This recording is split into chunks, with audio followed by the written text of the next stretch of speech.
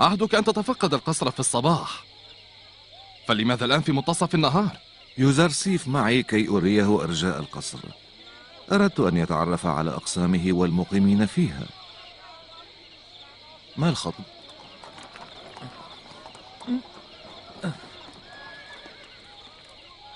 أحدهما سرق ذهبا وجواهر، إنهما من حراس القصر، لكنهما يأبيان الاعتراف ويتبادلان التهم. لا بأس، فلنغادر المكان. ترى من السارق بينهما؟ أظنه النحيف. أرى أن يتدليا من حبل المشنقة ليعتبر سائر الحراس والعاملين في القصر. احرص على أن تشنقهما معا إذا لم يعترفا. ولكنني لم أسرق شيئا، أقسم أنني لم أسرق الذهب يا سيدي. لا أفهم شيئا منكما وسط هذا الضجيج.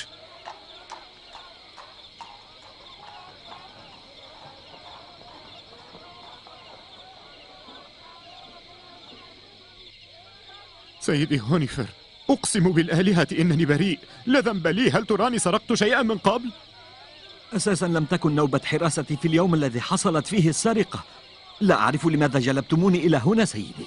في نهاية المطاف سنعرف أيكما هو اللص، لذا أنصحكما بأن تقرا فورا وتضعا حدا لهذه المهزلة.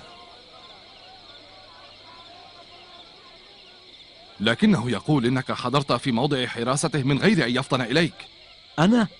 أنا حضرت في موضع حراسته؟ هذا محض افتراء، إنه يكذب عليكم. لقد أخطأت، كنت مجبرا. أتعلم ماذا عساي أقول؟ غفوت للحظة.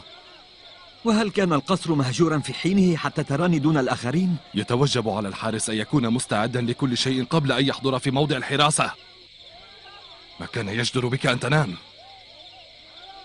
أنت هو المذنب، قد غفلت عن موضع حراستك وتدعي كلاما بغير شاهد أو دليل. لكنني لست لصا يا عالي المقام، أرجوك أن ترأف بي. أنا آسف. أطلقوا سراح نينفر كبتا وارموا هذا الرجل السارق في السجن. أنا لست لصا يا عالي المقام، أقسم بحق الآلهة إنني لم أسرق شيئا. أرجوك ارحمني. أغلق فمك أيها اللص. لعنة الآلهة نينفر، فلتصب الآلهة عليك نيران غضبها نينفر. أغلق فمك. لماذا تتكتم على الحقيقة؟ صدقني لست لصا يا عالي المقام، أقسم إنني لم أسرق. أستطيع أن أكشف أيهما السارق. لا يا بني، لا تقدر عليه. أؤكد لك أنني أقدر. أولست تريد أن تعرف من السارق؟ بلى، ولكن كيف عساك أن تميز بين السارق والبريء؟ أخذت ذلك عن أبي، فهو أعلم الناس بفنون القضاء.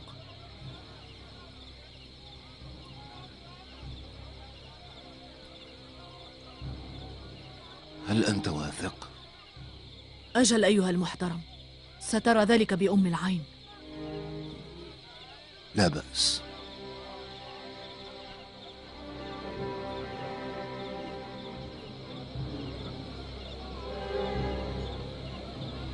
الويل لهما.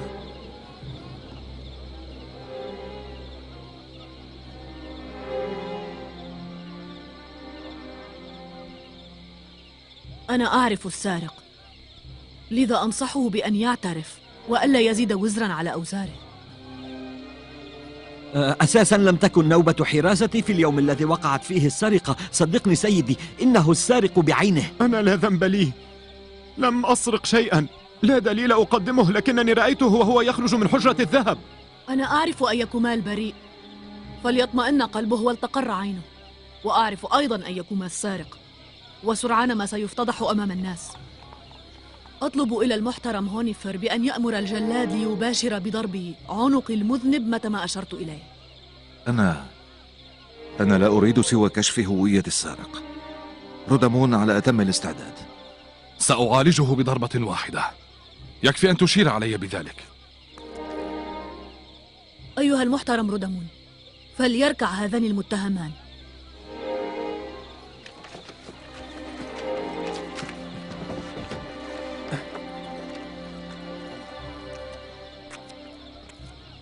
فليعصب الحراس أعينهما. نفذا.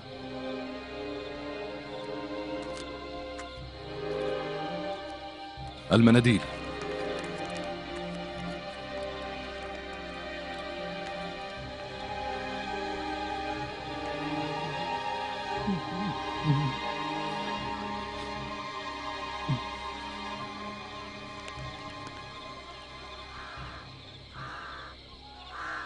سأمنح السارق فرصة أخيرة للاعتراف. إذا أقر الآن بذنبه فسوف أصفح عنه، أما إذا ماطل واضطررت لأكشف عنه بنفسي فسيضرب رودمون عنقه فورا.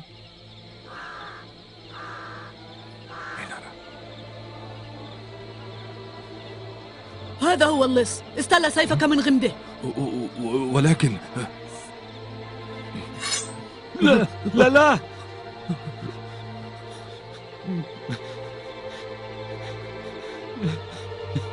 هذا هو اللص، اضرب عنقه.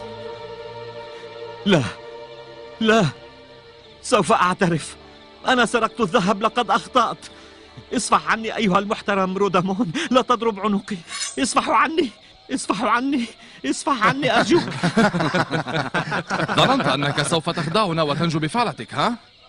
أحسنت يوزرسيف، أحسنت. خذوه من هنا.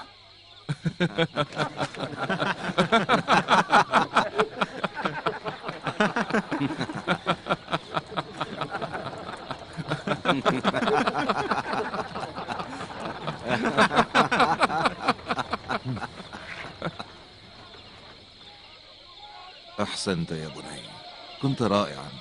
ظننت أنك ستفشل في هذا الاختبار. أشكرك كثيرا. لا، انهض. أشكرك كثيرا يوزرسيف. لولاك لكنت أنا البريء مرميا في السجن، فلتحفظك الآلهة. لولا رغبتي في إنقاذك من القصاص لما سمحت بأن يفتضح نينفر أمام الناس. ليس بريئا كما يخيل إلينا. إذا تجرأت على مغادرة موضع حراستك مرة أخرى فسوف أعاقبك.